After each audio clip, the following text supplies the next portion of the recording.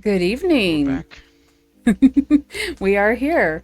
So this evening, I am joined by the one and only international man of mystery, as I say, maker, designer, uh, fashion critic. What Fashion else? critic. Yes, I am joined here with Fred. So welcome. Thank you. Thank you. It's been a long time. We've been talking about this for what, 4 months? Yeah, Yeah. exactly. I just, Wanting to get together and have a conversation. So indeed.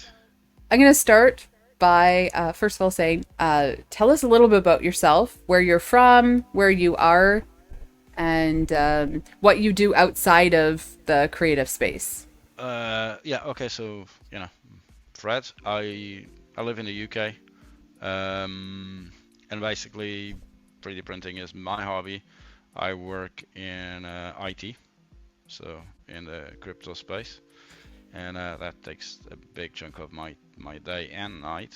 Um, but in my spare time, I do 3D printing. Not only printing stuff, but making stuff for other people to Hmm. print. And so you live in the UK, but you're from Portugal, Portugal, correct? yeah, exactly. Although yeah, I've not lived in Portugal for a long, long time, more than 15 years. I still say I'm Nova Scotian when I haven't lived there for Yeah, like a long time I, too. So I yeah, that's yeah, home I for did live me. in Ireland before Hmm. moving to the UK, and then yeah, I unfortunately I had to leave Ireland and been here for 12 years, I think, or a bit more. Yeah. Excellent. So 3D printing, how and when did you start? Oh, 3D printing started a long time ago. I've been following 3D printing since 1997 or so. At that time, of course, it was not something you could get your hands on, but I kept on following that. My background is in arts and design, so I was kind of quite used to kind of CAD and 3D software. Um, and then I think, what, 6 years ago, I said, printers are cheap enough that I could actually just get one, try it, and if it doesn't work, it's not a big waste of money. But if it does work, you'll have some fun. Um, I think soon after I started printing some models from other creators, and then I found some mini dudes on Thingiverse, I think, or somewhere, and I printed a couple, and I said, well, these are super cool, but they are missing something. So I started kind of creating my own, add-ons for the mini dudes, and I ran out of mini dudes, and I said, okay, I need to find where these guys are and who makes them. So I found this Patreon page that I had no idea what it was. Joined Patreon and ended up joining Discord. I remember Wexer keeps on joking about it because I was like super, oh my god, this guy Wexer, he's like this crazy ass dude makes these things. So I was like, oh, how you know, making this stuff? And he kind of said, well, that's super cool. Can you make more?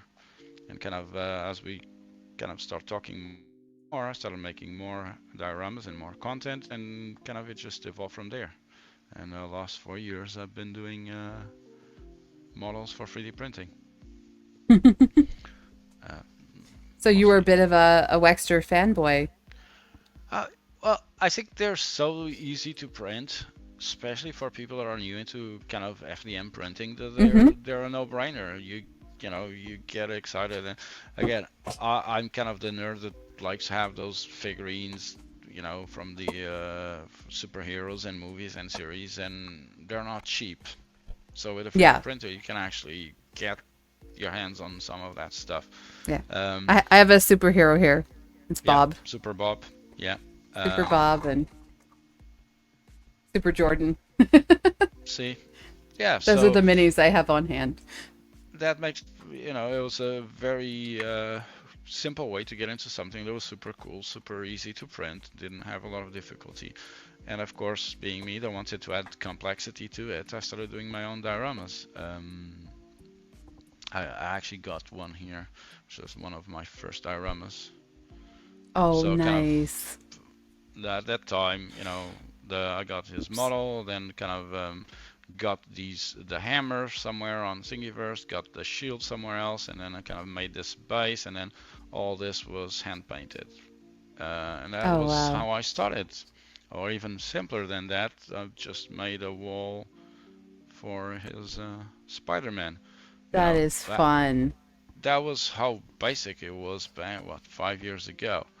But I think it was super easy way to get into the 3D printing. And the more I did, and the more I worked with, with Waxer on talking about models, and at one point we were kind of, he was releasing a model or hadn't yet released a model, but I knew that he was going to release it, so I was kind of working through the night till 3 a.m. to get a diorama ready for when he released the model. I had my diorama ready.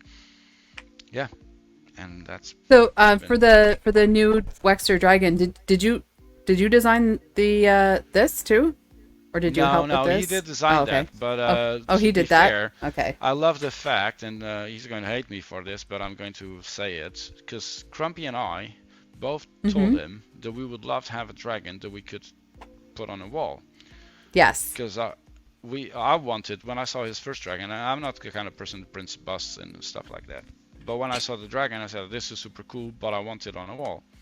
Yeah. And Yeah. yeah, This is Iskra. This is yeah, Iskra, and then this is Inferno, right? Yeah. yeah. So.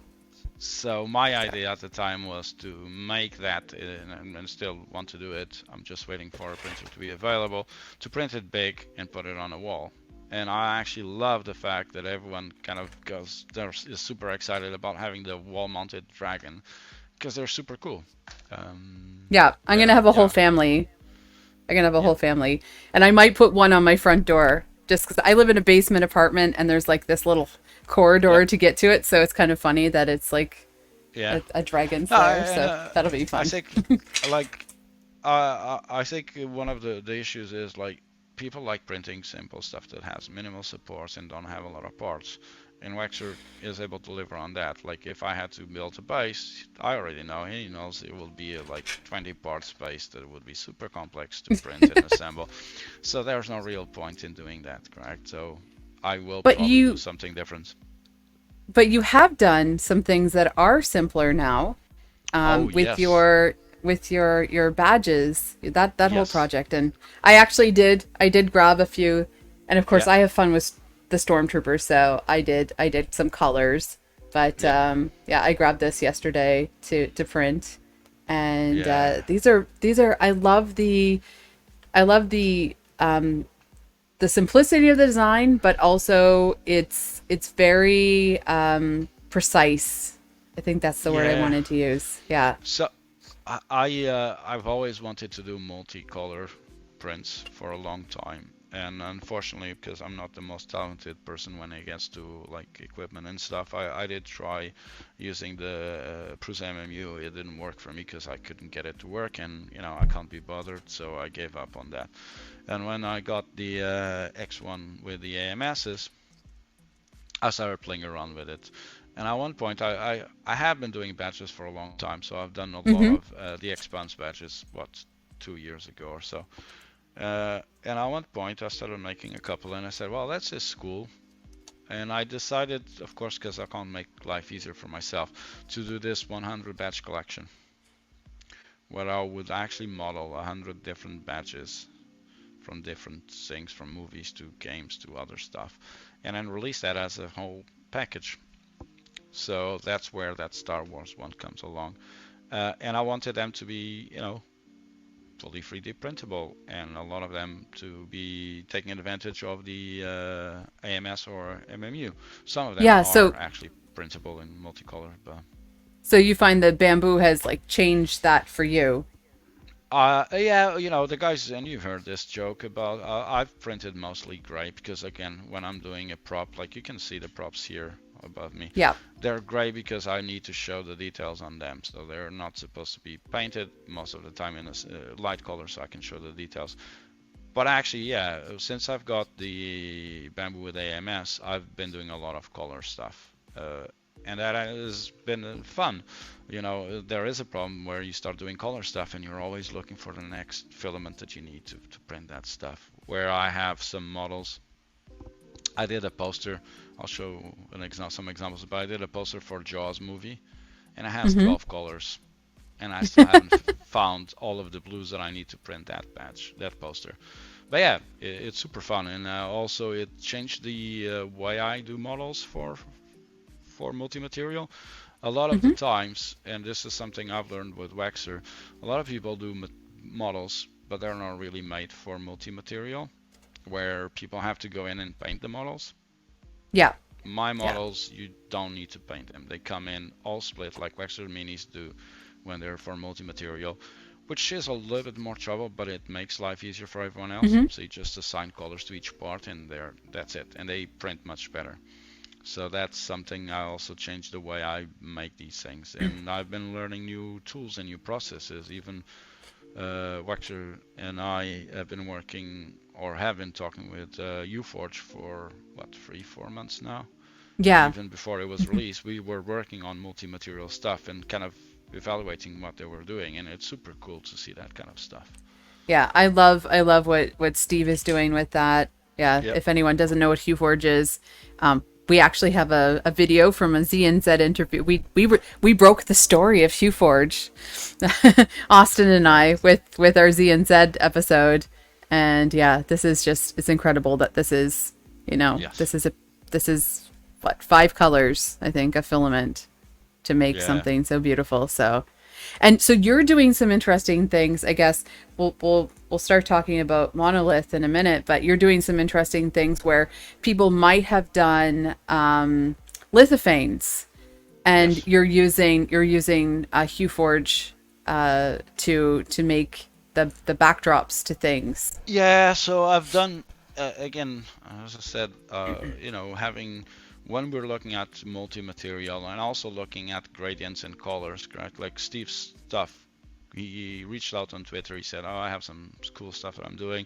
And we kind of set up this group on Discord to talk about it, and then I played around with it. So, like this kind of stuff where I don't have the LEDs connected, but that's a lithophane, and it's all done in HueForge. So it's like Egyptian hieroglyphs, and they are super cool to make with the HueForge, correct? Because with HueForge, you can actually make things in multicolor that are much simpler to do if you have to manually do them. I do. I have another example which is slightly different because this one. So that is a HueForge lithophane, but also using clear PLAs, Mm-hmm. and it has an LED behind it, and it was supposed. This is a stand for a Star Trek Borg character, so it kind of lights up like a Borg cube, and yeah, so That's fun. I've done a lot of that stuff and experimented with it, but I also done a lot of stuff where it's not 4 colors like stacked up. It's actually Mm-hmm. full multi-material posters. Like I can show you some examples like this stuff. Yeah, that's incredible. Ha! Incredible Hulk. Yeah, or Dad simpler joke. ones like simpler ones like this. Yeah. So these are simpler examples, and then there's some more complex ones like this stuff. I can't wait for the Shining. That one I'm going to be printing for friends. But yeah, I love that. So what you're holding right now, what you're holding Yes, there, that is another project of yours. So yes, this is Monolith. So tell yes. us about Monolith. So basically, you can see that this wall behind me is actually 6 meters long and it's full of models. So at one point I ran out of space and I wanted to do the same on the other side of the office, but I wanted something different that wasn't just shelves. Um, so I created this modular system that basically is different parts, a face, a body, and a back that you can actually scale to different sizes and different depths, and it's all full 3D printed. So there's this one is a bigger one, But again, Wow. same parts. So this is for a Stargate model that I'm working on. And I have bigger ones. I actually have one that is 1.20 m long. So, and it's all 3D printed. Yeah. There's no, you don't need to buy screws, you don't need to glue stuff, which kind of ends up being this system where you can actually build a cabinet or a display frame today, but tomorrow if you want to make something different, you can just take it apart, build a new one, and all of the screws and all of the stuff that you need to assemble it, it's all 3D printed. Even the hex bit or the screwdriver to build them is all 3D Oh, wow. printed, including shelves that are modular. They're all 3D printed. Yeah, and then you have screws there that you can actually just tighten to make them fit. And there's an example of a bigger one, I think over here. This one is a bit bigger, but it also has acrylic glass and shelves. Oh, wow. So yeah, you can see how you can go from a small one. And then I keep on kind of, because I'm doing my own projects and I'm also printing other stuff that isn't mine, I always go, okay, I need this part. So I end up extending the project to, one of the things I did was actually a problem where I wanted to fix these to the wall in a simple way. So these have French cleats on the back, Yeah. Yeah. so that they're easy to attach. Or I also did with this one where you can actually, there was actually one of my testers that said, oh, could you make a Y corner so we can actually make multiple cabinets? So that actually Ah, can be, so that one is a free cabinet, but a display cabinet. You can make it as wide as you want it. I'm also now doing a X, so you can actually have 4 cabinets together in as a kind of 2x2, or you can make it bigger. So all of that stuff, yeah, and it was a really cool project because it was something that I wanted to do, and I had the idea of it needs to be all 3D printable and it yeah. needs a modular. And I've actually made something that I'm quite happy that works really well. And we got what? It was 12 people testing it for a whole month. So I think all in all, we've run through probably 200 kilos of filament already testing this, and it works well. So I'm And super so excited you about it. can print that on the limitation is of course the size of your bed, but you can but even then because it's It fits on modular. a mini. It fits any part Yeah. fits on a mini. Yeah, Okay. Perfect. because the longest part is 200 millimeters, but because it is not too wide, you can actually fit it on a mini bed. I've actually printed a lot of this stuff on a mini. Uh, Nice. s- so yeah, there's no really, unless you go for a Voron Zero, which is 100 millimeters or 110, but still, I think you can actually manage to print most of the parts in it.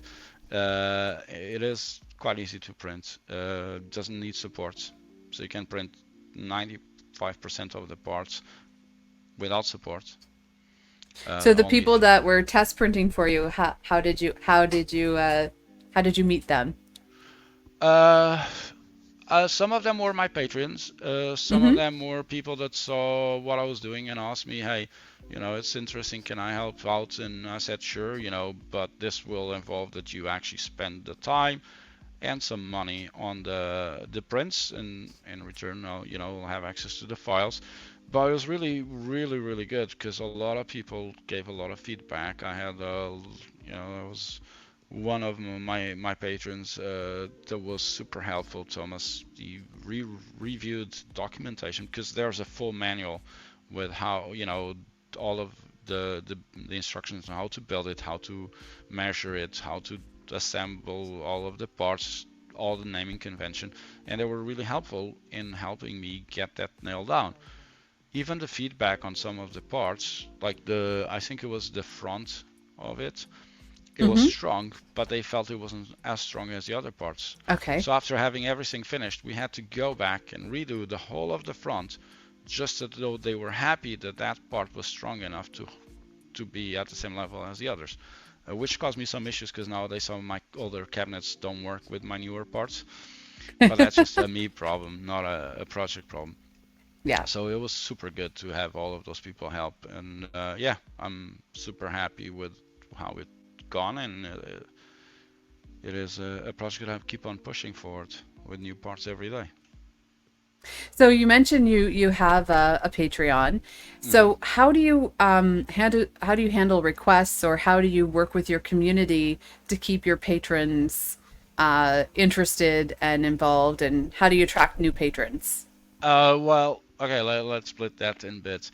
Yep. So in terms of content, unfortunately, it's like I just always my brain, like yesterday I was thinking about some new models 2 in the morning while going to bed, and I can't not model stuff or do new content. And today was I was posting the stuff with the Shining that is not ready to release. It's only going out in Halloween, and people were saying, "Oh, you're teasing us with these models." But I have made sure that I have enough content for the next 3-4 months, because I don't know what my schedule is going to be, and I might be a week stuck somewhere that Mm-hmm. I can't model. So I'm always trying to look ahead, and if I have content that is enough, then I will give some new content to my patrons. But I'm always looking at new stuff to do and vary a little bit what I'm doing. So I'm doing these badges and these posters, but I'm already thinking about some new content that is slightly different that people might want to do. So that's how I try and keep people engaged. And my Patreon is about people having fun as much as I'm having fun. So I try to give a lot of content, probably a lot more than people can print in a month. But that's in my nature to kind of make sure that people have some variety and they can print, from dioramas to badges to props to posters to other stuff. So that's how I keep them in, having some fun, Mm-hmm. the same as I do. In terms of tracking new patrons, again, I try my best. It's not like I have patrons just pouring down like every day, and I try to make sure that every patron that joins, I kind of message them and try and accommodate for any questions they might have. In terms of requests, unfortunately, due to my work, I do not take a lot of requests. A lot of Mm-hmm. people say, "Hey, could you do this and that?" So that goes into the ideas bucket. But a lot of people have come and asked me, "Oh, could you do some commission? Could you do this model?" And I always say no, not because I don't want to, but because I don't want to kind of let people down by not being able to deliver on that stuff. It's already hard to kind of make sure that my calendar is online to deliver for my patrons, so I don't want to overcommit to anything. Yeah. Yeah. For sure. But yeah, I So try my best. yeah. So you have so Monolith is sort of a separate project, but Yes. it's a whole new thing. What would you say aside from the Monolith? Because I know that one's been like a fun venture. Yeah. What has been your most challenging piece that you've created? My most challenging piece that I've created. God, I'm trying to think about this. My own models, I don't know. I tend to not. I tend to be smart about it. I don't try Mm-hmm. and go and build models that I know I'm going to struggle a lot, because again, it is going to be hard. So I try and push the boundary a little bit, but not too hard. I think actually I've struggled more picking other people's models to make stuff that they weren't supposed to be doing, where I end up like recently I had someone that had made this ship that I wanted to print from Stargate for a long time, but of course there was a very complex model, not even made for 3D printing, and I wanted to 3D print it, but only half of it. It took me ages to try and not only split the model, make sure that it was splittable in such a way that I could 3D print it in a bed that wasn't 700 millimeters wide. So that kind of stuff challenges me to kind of find the tools and the processes to make those changes. I recently got hold of another Stargate model called Destiny, which is a big ship from one of the TV series, and I'm trying to print it at 1.50 m long. But the model is again super detailed, and it's not really easy to 3D print it in one go. So I'm trying to kind of uh, get it into a state that I can 3D print. And I've done others like that. I think those are the most challenging projects, and also those that make me, enjoy other people's models, but also add my own thing. Like, 2 years ago, I printed a droid Echo from Star Wars. There was It wasn't supposed to be that big, but I made it at a meter 40. And what happens is that model was never meant to be printed that big. So the assembly and the way it assembled didn't actually fit the size. So I had to redesign some parts and make it so they could be stronger. And that's a cool stuff to do, and it's more challenging than a lot of my models, I guess. Long So, response. of course, we know what you do. We understand. Yes. I guess we sort of most of the time we understand what you do. How do you explain to other people what it is that you do when it comes to 3D printing, or what would you give as an example of something to for them to understand 3D printing, or what, this hobby of yours? Uh, oh, good example. Well, let's pick an example. I have one here. Let's see if I don't break this one. So, I guess the best thing that I can say is, all of the stuff that I always wanted to have, I make them into real things. So, this was a model that I always wanted to kind of have, and yeah, I focus mostly on geometric and Mm-hmm. figures. So this is an example of something that I wanted to make, and I've just used software called Fusion to create this and then 3D print it. So what is this? This, well, you don't know what this is. No, I don't. Ah, ha ha ha ha. So this is from See, I'm here to learn. a game called Sonic. You've heard of Okay. Sonic? Yeah. Yes, but I never So played this is Sonic. okay. So this is one of Shame on me. the characters in the game, and that I wanted to do. It's a kind of a piranha, a Mm-hmm. mechanized piranha. It kind of had that kind of steampunk vibe that I really like. So I've actually made this one for a very old diorama I made of Sonic for Wexer's Mini. But at that size was very small, so it wasn't really 3D printable.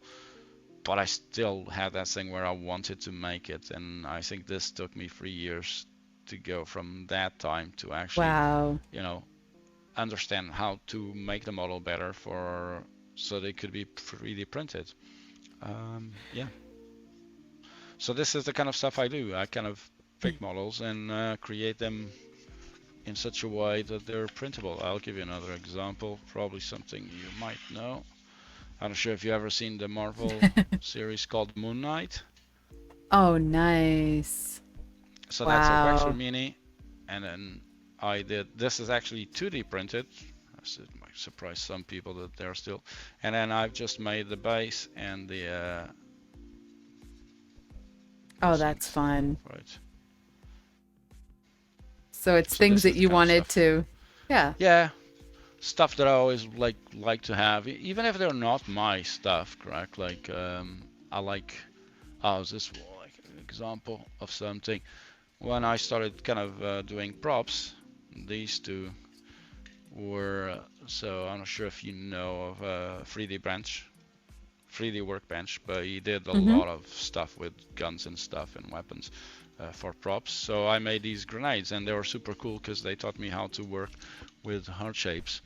And yeah, I've done a lot of props from movies like that's Lara Croft, that's Fortnite over here, Valorant.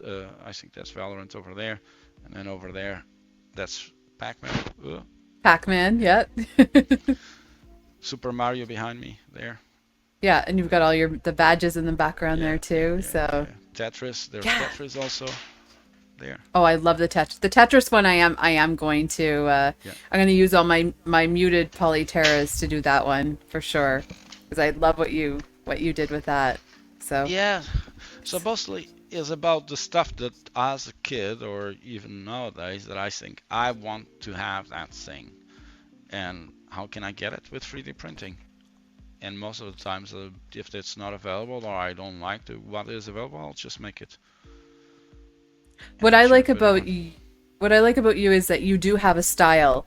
Like we know when something's a Wexter Mini, but I also know them when something's like a Fred diorama or a Fred badge. There's a certain polish to it. How did you like? How do you think you got into that aesthetic? I know. Actually, let's talk about this. We always tease you about your 50 Shades of Grey. Yes. So talk about your going from just grays and blacks and whites and things to color and that evolution. Well, the reality is, I've always printed in gray for one of the reasons of which I explained the details, but there's Mm-hmm. another reason because you probably haven't seen me hand paint a lot of the stuff, but in the past, a lot of my models were hand painted. Yes. And if I if you have to pick a filament that is ideal for painting stuff on top, you don't want strong colors on the filament because that just doesn't help when you have light colors that you're painting on, or it just doesn't help anything. So I've used gray also because of that, because I was hand painting everything, Yeah. and a lot of the stuff that I did paint in the past were things that I wanted to give the detail because I wanted those props for myself and the dioramas and all. I think, where is it? I recently painted the leather face. So this was a recent model. I think I hadn't painted something in probably a year. But that is all, a gray filament that I've printed So it's and much easier for you to go in exactly with all to those details. yeah, with light colors it's much easier, correct? So whoop, something fell over there.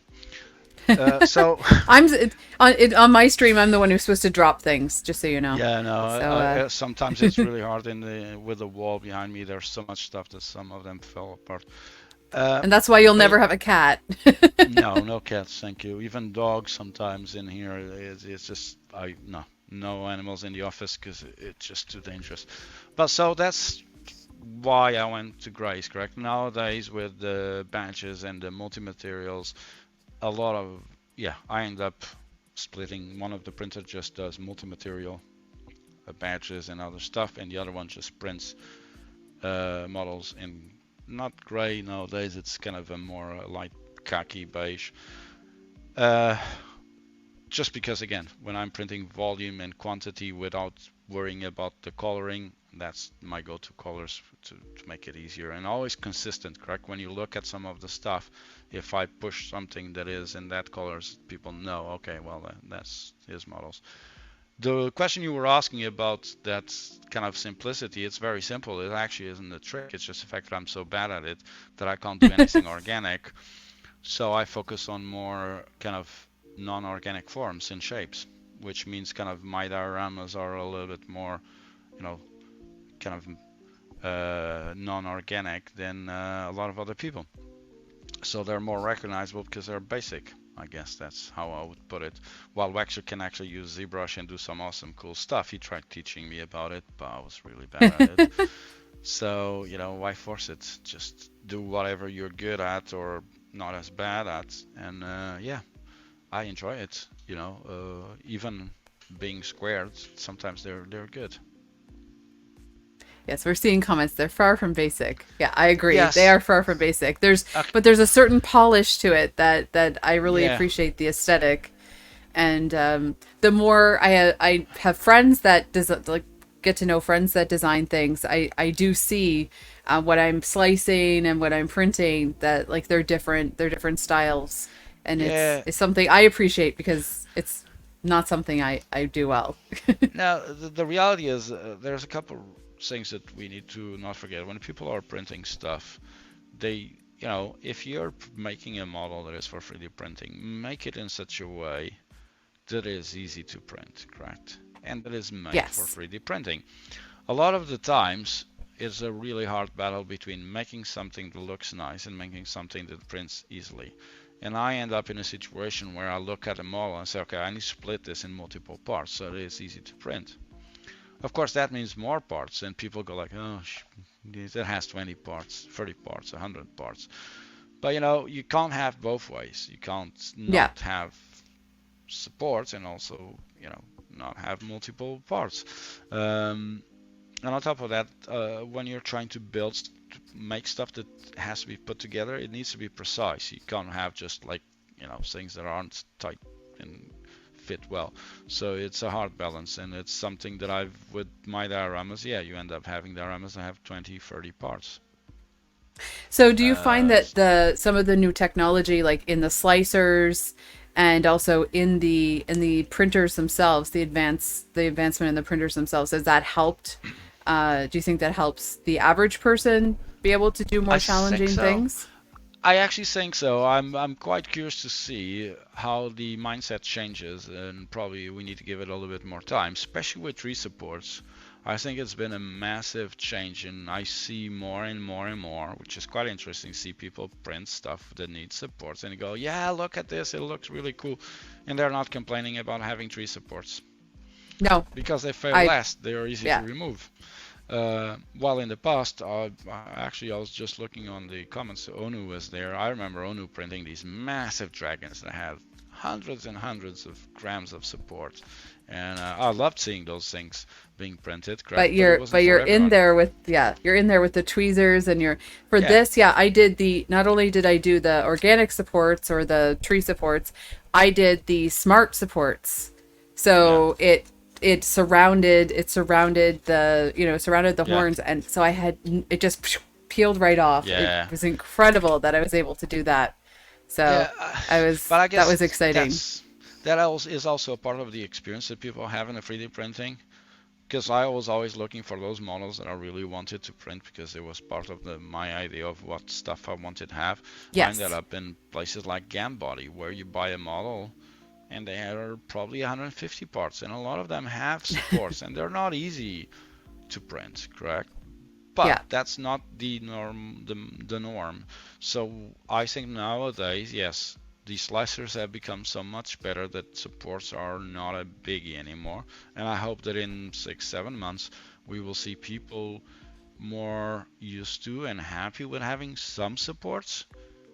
I Yeah. wouldn't say that all the parts can actually now be made randomly because that's just not really the case. And if you're making something for 3D printing, you need to have that consideration.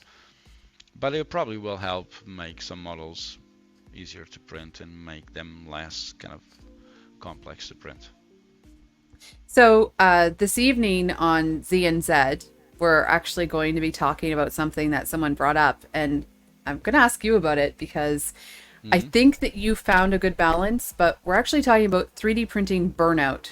So burnout as someone, as a consumer, as a Hmm. creator, as a designer. How do you work with that? Have you experienced it? And Yeah, yeah. yeah, I think everyone experiences that, especially, if you're a maker and you're making stuff and you have a Patreon or a following that you need to keep on providing content. It happens, and I remember 2 years ago, I was at that stage where and let's not forget this is not my main job, so it means hmm I have to keep it as a second thing.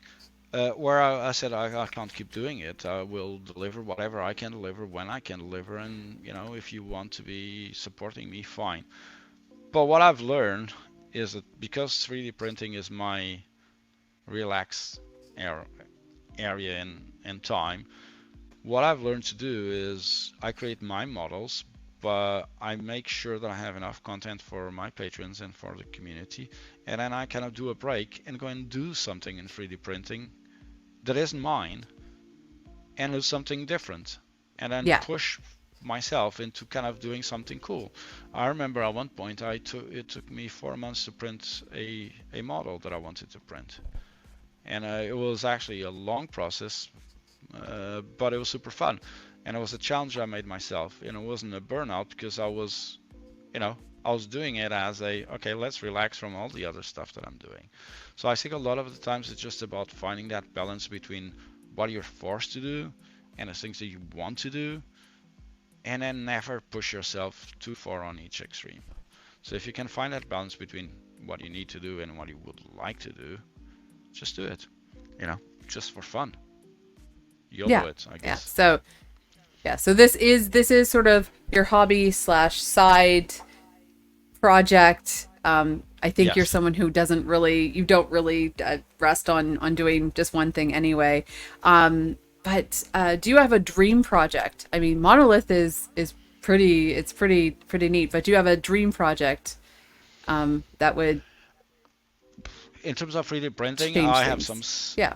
well, I think like I'm at, I've done, so when I started, I never imagined I got to where I am today with all, all the printers, all the filament, all of the painting, and all the models I've done.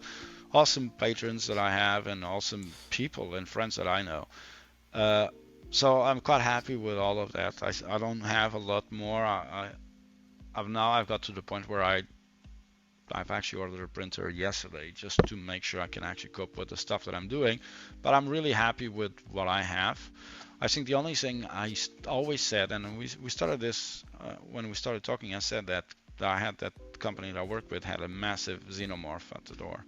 And I still to this day don't have a full-size 3D printed model of something.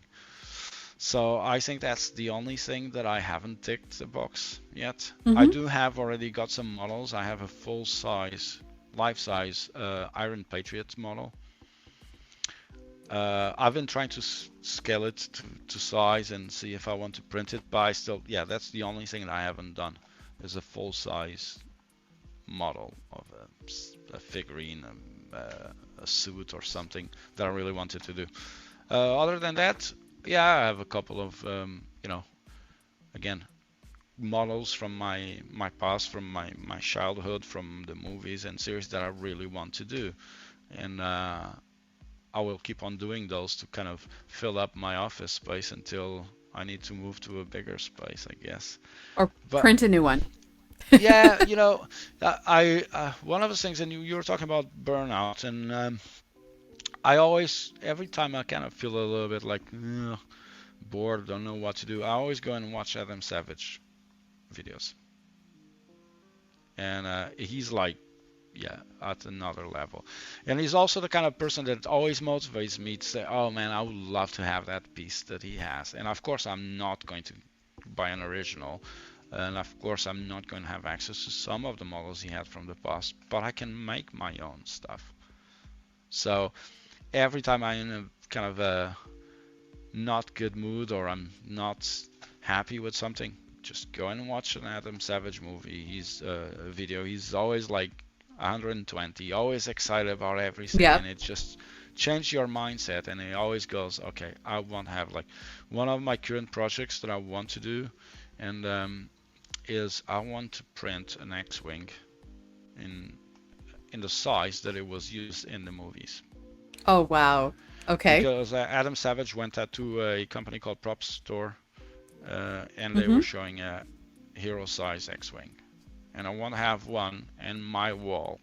So that's one of my next projects, and that's the kind of stuff, finding reasons to be motivated because oh that looks so good, I want to do it, and you can do it. Just get a normal size printer and you can print almost everything. So you're saying, So yeah, you say make the impossible possible. Do you find that you yeah, have any limitations in what you're doing? We talked a little bit earlier about geography. Like I pay the Canadian tax. A lot of this stuff, a lot of my fun stuff, I've been able to travel to the U.S. and bring back fun filament and things like that. But no, do you have I don't any disagree. any No, limitations? no, I think that a lot of times we impose ourselves our own limitations. Correct? Yes, fine. I don't have access to some colors. Not a problem whatsoever. I can actually print it in gray, which I love, and then hand paint it. Yeah, I'm not a good painter. I'm not a grumpy or like other good people, painters out there, Uncle Bunk and 3D print and paint and others that I know of, or graph it. It doesn't matter. It's I've forced myself to learn those things and do it badly so many times that now it just looks okay-ish. So I think the limitations are a lot of the times, even if you have to wait a month. You know, I guess one of the limitations that I would say, yes, for a lot of people it might be an issue. Like my Star Destroyer, it's a meter 50, it's 16 kilos of filament. That's not cheap, correct? But it takes 4 months to print. So in all fairness, you can actually take 6 months to print and print as you can go along and as money permits. So it's not impossible. I think it's easier for us to say it's impossible than actually doing it. But yeah, no, and that's true. Yeah, that's true because this is actually 17 color swaps. Yeah, yeah, exactly. But I also designed this model. I did this in Tinkercad. So I worked with what I had. Tinkercad is free, Yeah, yeah. and I was able to design something. So you use Fusion? Yes, I use Fusion. I've always been more into the CAD software stuff, Mm-hmm. and I've used Fusion. I used Onshape before. I used Blender. I didn't like Blender. It's just yeah. I think it's a great software. Don't get me wrong. It's just not for me. It just drove me nuts, and I did several models in it, but I never felt they were good enough.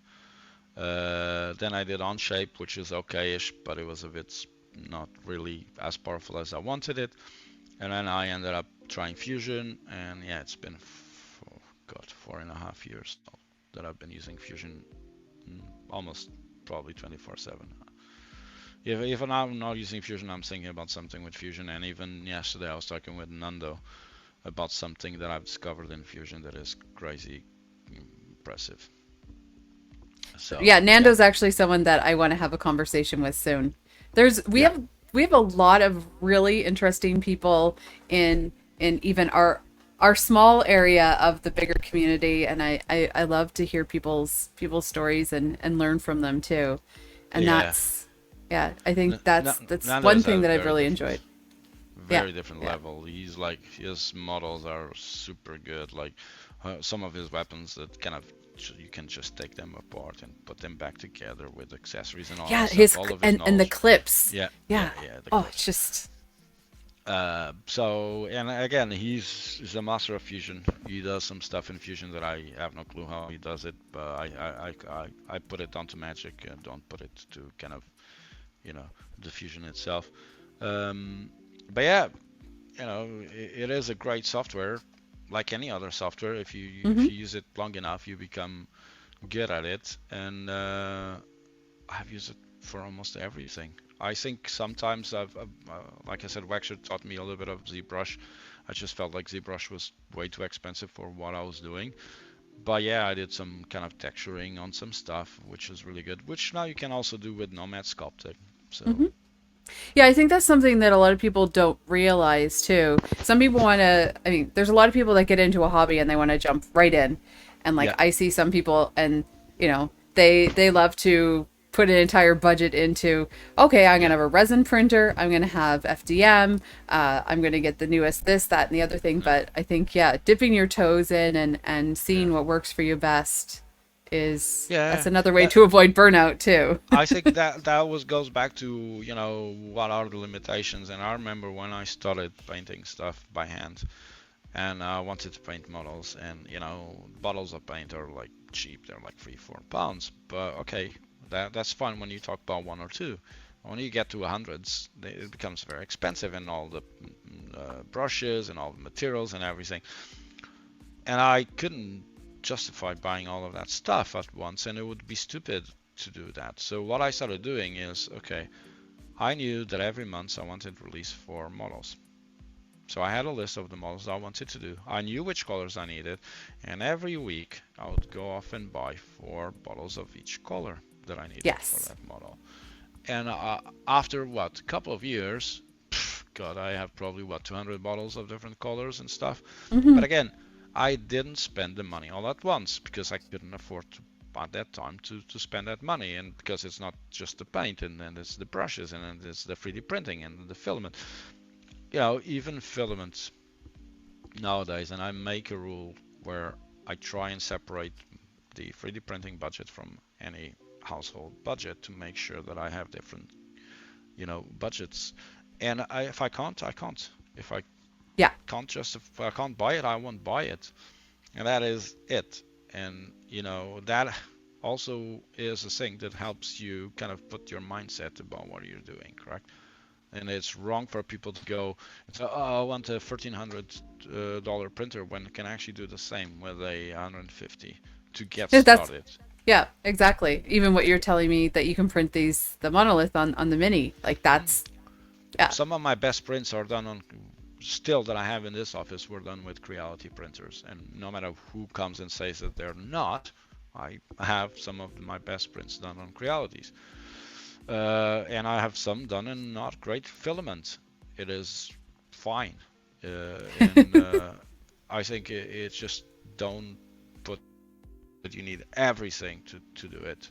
Yeah, fine. If you come into my office nowadays, probably there's a lot of equipment that I wouldn't have at the start, but I'm in a different point in my professional career, so Yeah, outside of the yeah, 3D printing that allows me to do this as a hobby, but I've also invested into the hobby to yeah. make sure that I That's can do that. exactly. Yeah, I have three printers to that work, and Yeah, the filament is because I've done partnerships and the relationships yeah, that I have and whatever else. Yeah, and you work within your means, and yeah, yeah. yeah, I think that's something that we're going to sort of bring into the discussion about burnout and those challenges. So you've got Monolith, which you've been working on Yes. and building up to. Is there anything that's coming up next, or what are you looking forward to? So the problem with this stuff is it just adds on, correct? Because again, I have my Patreon, I love doing my dioramas, I do my props, and I do a lot of the badges. And on top of that, I have the cabinets, the monolith cabinets on the side, which again, they work together because a lot of the times Mm-hmm. I use the cabinets in conjunction with other stuff to actually, and again, it goes back to my needs might not be exactly the same because, as some of people would say here, I'm weird in that special sense. That they might not be what people need, but a lot of the times they help. So I will bring new features to the cabinets as I find them for myself. On top of that, I'm looking at some additional types of dioramas. I know a lot of people that are in the 112 scale, 1/6 scale figurines. I have done with Wexer in the past some work in those bigger scales. We've never, I've never released the dioramas, Mm-hmm. but I'm looking at doing those. So that's a project I'm working on.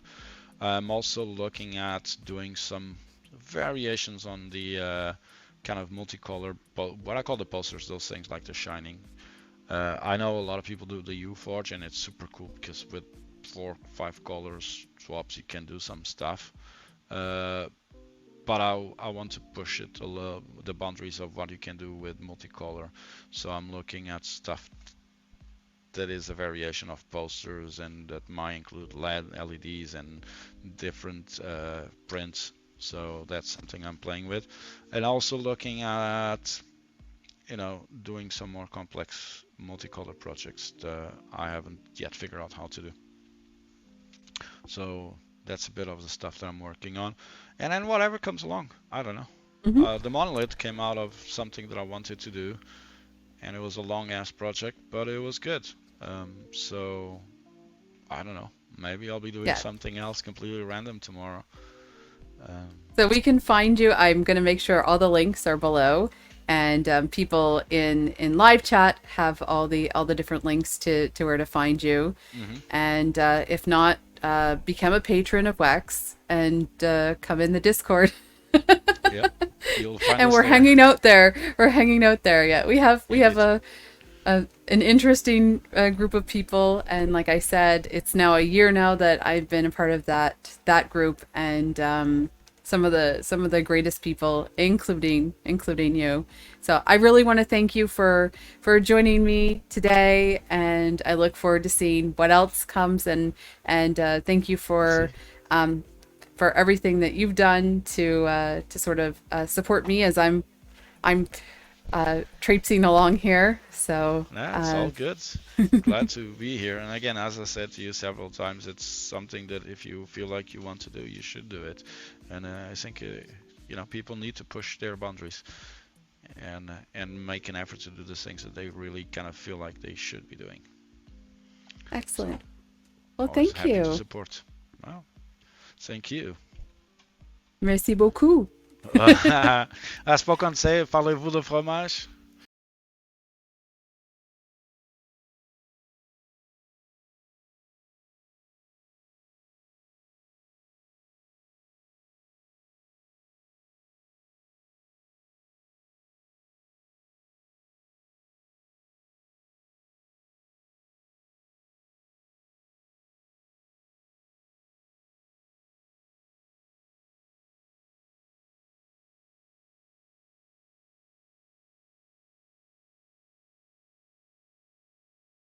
the rose gold mini ears, and I didn't realize that I also have rose gold sunglasses. Ah, very nice. So Okay. I'm a toddler or like 7-year-old fashion icon. And then I have the mini dots ears. And again, I didn't realize I also have the mini dot sunglasses. So, Okay. you know, you're really It's a impressed. fashion option It's a fashion option. There we go. with the sideburns.